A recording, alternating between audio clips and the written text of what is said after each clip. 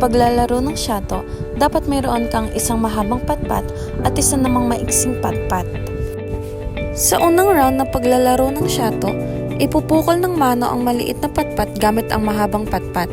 Kapag nasalo ng taya ang patpat, out na ang mano.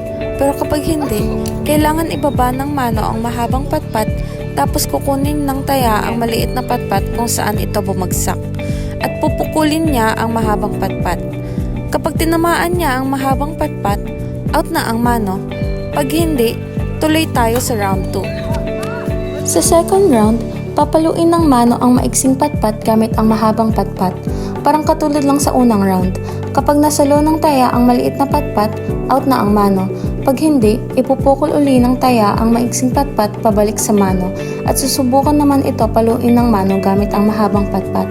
Kapag hindi ito tumama, out na ang mano. Pero kapag napalo ito ng mano, bibilangin ng layo nito sa home gamit ang mahabang patpat. Ang bilang na yon ang score ng player.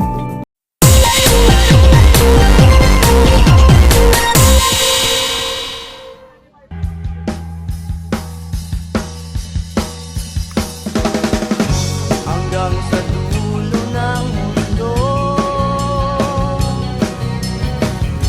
hanggang maubos ang ipon, hanggang gumulong ang luha, hanggang mahulog ang tala. Masdan mo aking mata, di mo ba nakikita? Ako ngayon lumipas at nasa langit na. Gusto mo ba sumama?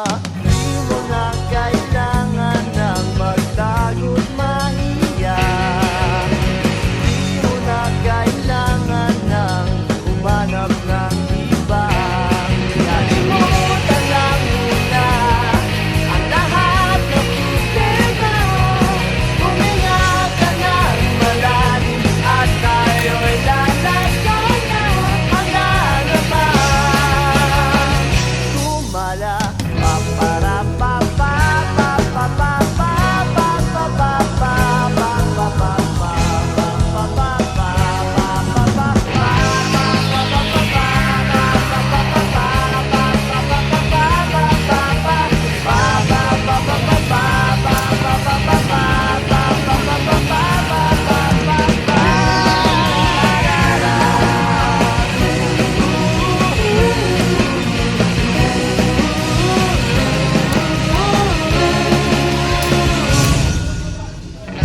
ang daming bawal sa mundo, ang daming bawal sa mundo.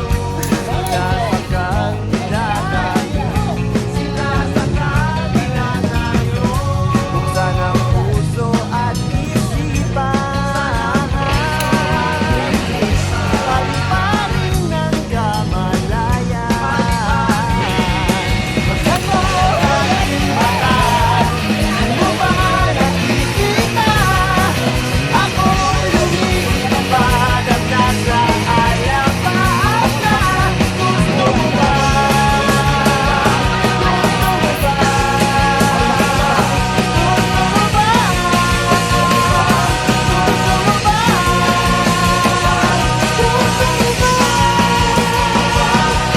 Gusto mo ba?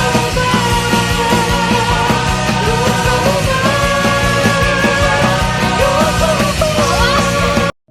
Dahan-dahan nating simulan muli ang paghakbang. Dahan-dahang tumingin sa salamin upang makita ang ating kagandahan.